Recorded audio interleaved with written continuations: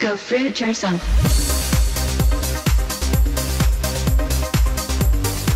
The time has come in America to launch an intensive campaign to find a cure for cancer. Our recovery plan will invest in electronic health records. It will launch a new effort to conquer a disease that has touched the life of nearly every American by seeking a cure for cancer in our time.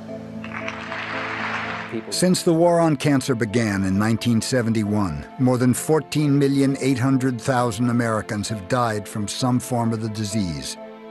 1,500 die every day.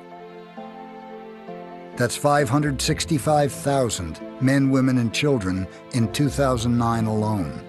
More people will die from cancer in this country in the next 3 years than all the American soldiers who died fighting since the American Revolution.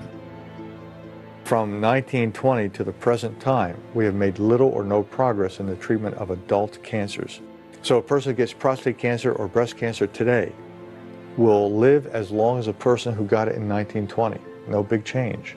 With all the radiation therapy that we began in the 10s and 20s, combination chemotherapy in the 60s, immunotherapy that began in the 70s, PET scans, MRI scans, you name it, billions and billions and billions of research dollars that we've thrown into this whole area of cancer research and treatment, little or no significant progress in the treatment of adult cancers. They will burn it, they will cut it out, or they'll try to poison it. Heavy trading today in the biopharma sector. Blockbuster cancer drug Erbitux racked up nearly $425 million in sales. You have this entire industry that is not going to just pack up and go away. This is the business. Hey Freebirds, it's Freelee the Banana Girl here. Welcome to another episode. That was pretty good spin. Maybe because I got my Thai dancing pants on.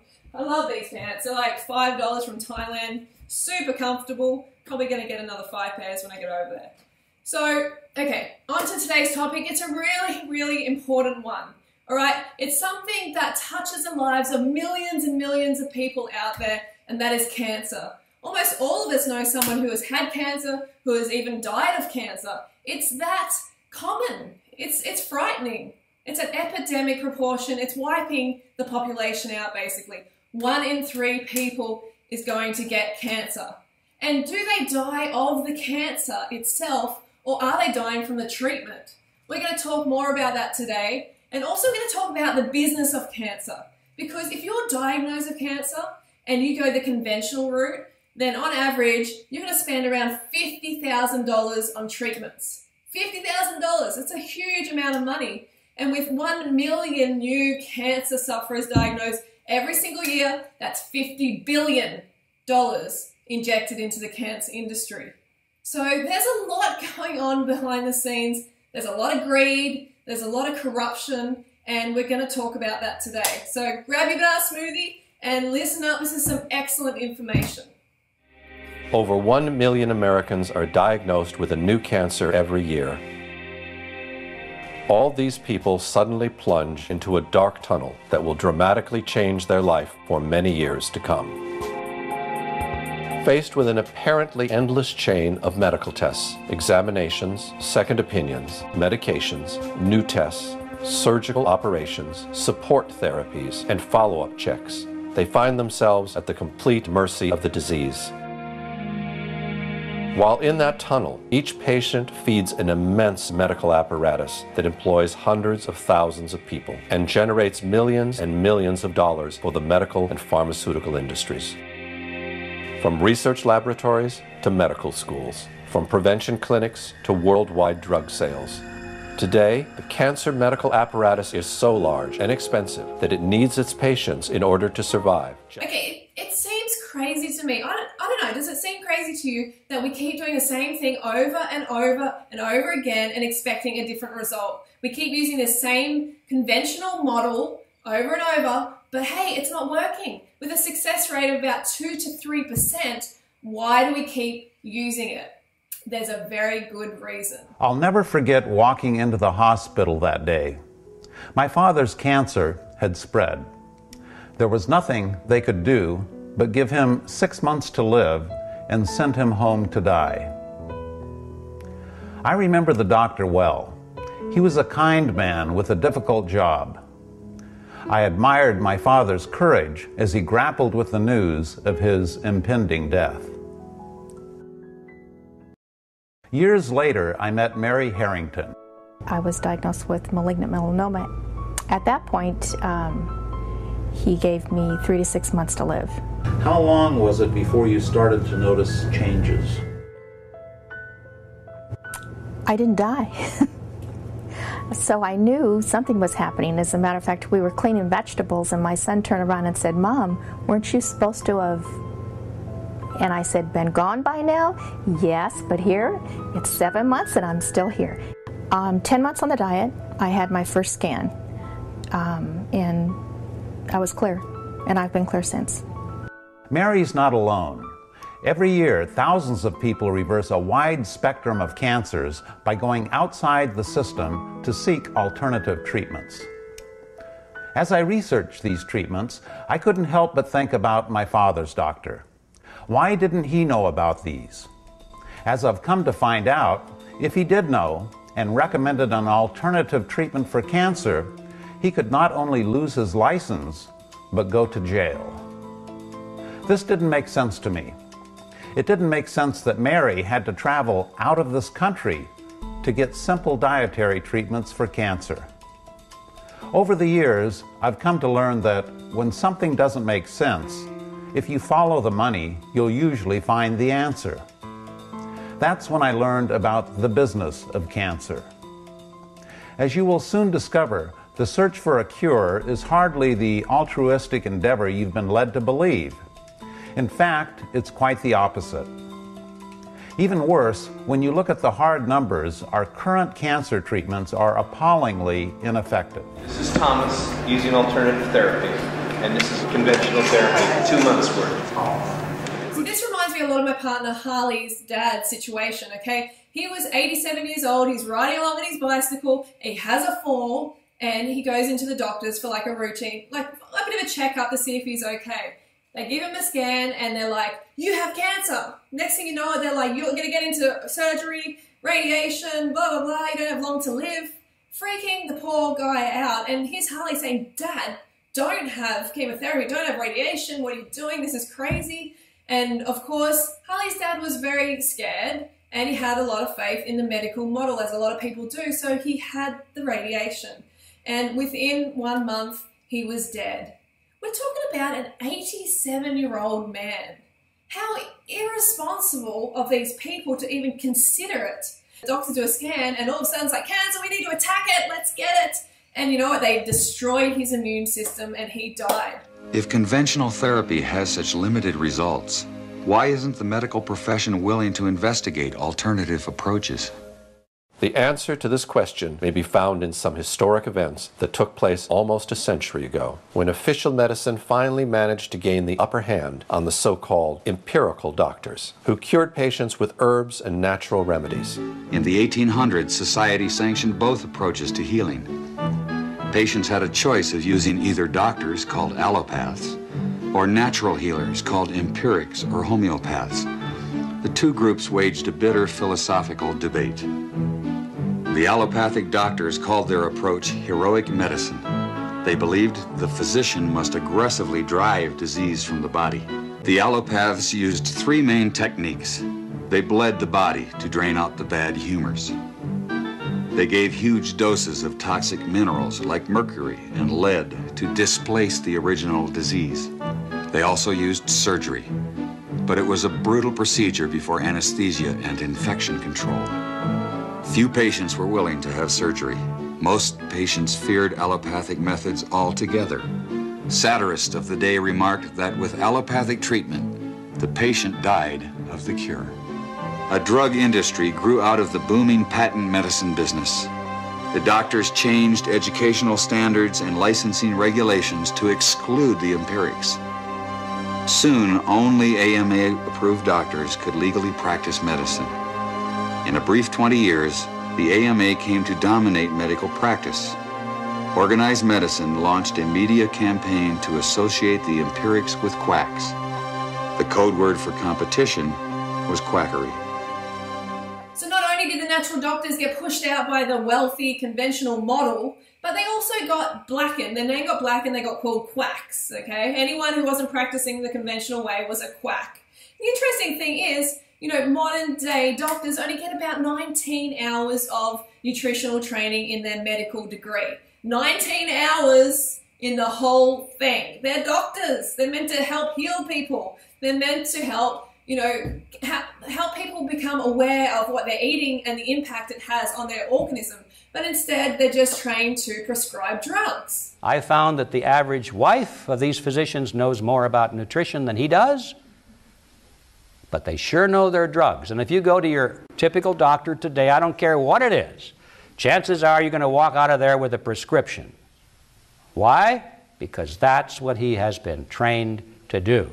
So I used to work in a medical clinic with doctors, and we'd have pharmaceutical reps come in all the time, and they would spoil the doctors. Okay, they would offer them trips and, you know, fancy equipment and all of this stuff. And then, of course, the doctors aren't going to want to recommend a healthy lifestyle to their patients, who are essentially clients, you know, because that's going to stop the flow of drugs. The companies that make up the pharmaceutical industry are among the largest corporations in the world. Together, these businesses have come to be known as Big Pharma. In 2004, their combined global sales were over $500 billion, with Pfizer and Johnson & Johnson leading the pack. In the U.S., the core of Big Pharma's immense profits is from sales of prescription medication. And since these drugs can only be prescribed by medical professionals, most of the industry's promotional and marketing activities are directed at doctors, pharmacists, and other healthcare providers. This starts out at the first day of medical school, and in many medical schools, even the incoming students that, you know, are 2 years away from seeing a patient will start to get gifts from the pharmaceutical industry. And as these students get farther along in their medical education, the interactions and the gifts escalate to free lunches, to dinners. Champagne, brunches, happy hours, New York jet tickets. No matter where you spend the money, you make money. And my boss always told me, don't worry about it. There'll always be more funding. Spend what you can. In fact, if I give you $100,000 to spend, Gene, I want you to spend $200,000. Before 1980, most clinical research was funded by the National Institutes of Health. During the 90s, most of that research got pulled out of universities and was brought to for-profit research organizations. Okay, so let's have a look at how successful conventional medicine really is. The fight against cancer, we've had this war against cancer since 1971. So let's have a look how effective it is. A cure is just around the corner has been the standard public relations pitch used to pump money into the cancer industry. The medical community has been working on a cure for well over 100 years. The war on cancer was simply a massive infusion of funds, which ended up creating a bloated and ineffective medical bureaucracy. Some of those involved in the war saw this from the very beginning.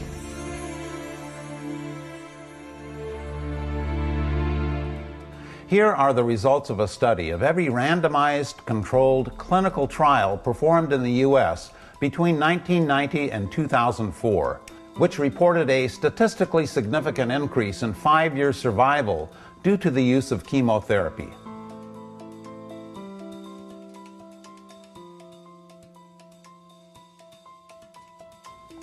What you see are goose eggs, or near goose eggs, for all of our major cancers. The medical profession generally considers any drug with less than 30% effectiveness to be no better than a placebo.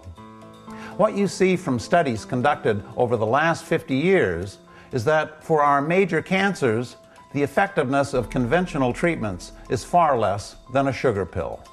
So if the effectiveness of the conventional approach is no better than a sugar pill, no better than a placebo effect, and actually bad for you because you're poisoning yourself, then we need to look elsewhere for the answer. And the answer lies in your lifestyle. Today, ABC News has gone pink across every broadcast, saluting Breast Cancer Awareness Month and the search for a cure.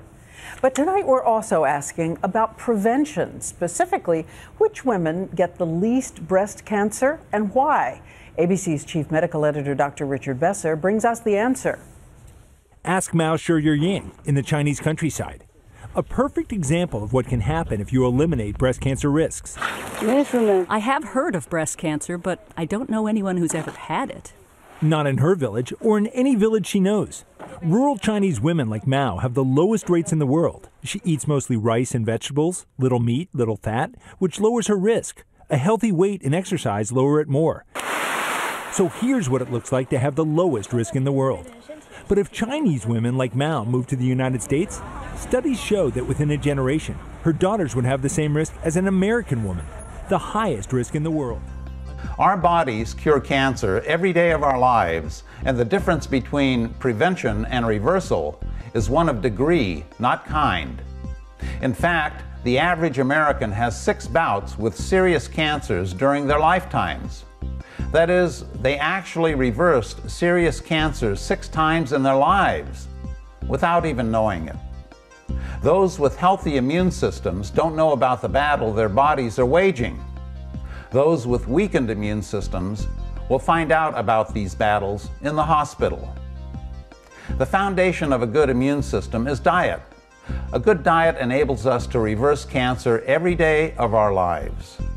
So there's a reason why the rural Chinese are having such great success with cancer and we're struggling with it, because they're eating most of the calories from a plant-based diet and they're active.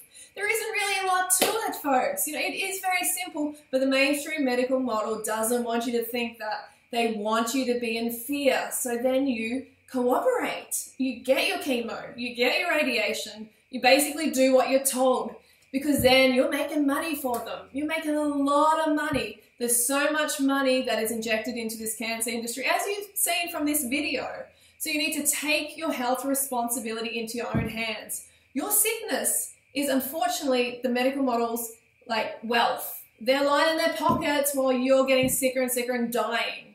So take your health responsibility into your own hands and follow a plant-based diet. It's been shown time and time again to be the healthiest way to eat, to actually reverse cancer. So before you just run in there and get all fearful and go and get the chemo or the radiation, explore a plant-based diet. You will not regret it. Now you have the knowledge, so put it into action. All right, so I hope that helped. I will see you later on in the week. Don't forget to go fruit or root yourself. I'll see you soon.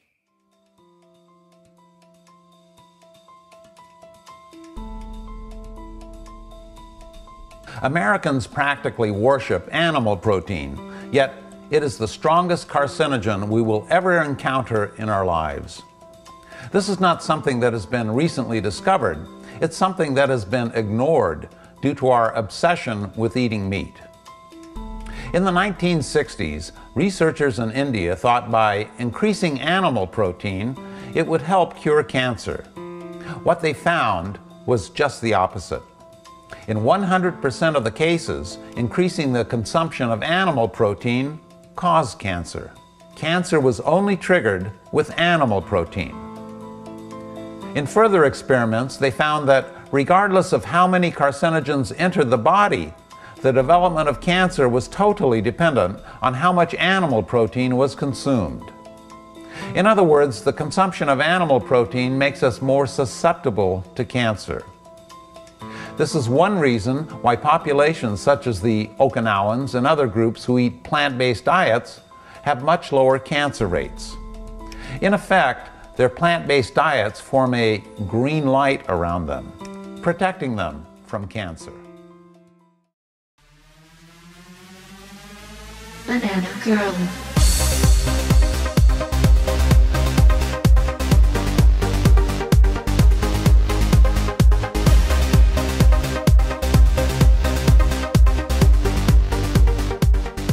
Go fruit yourself.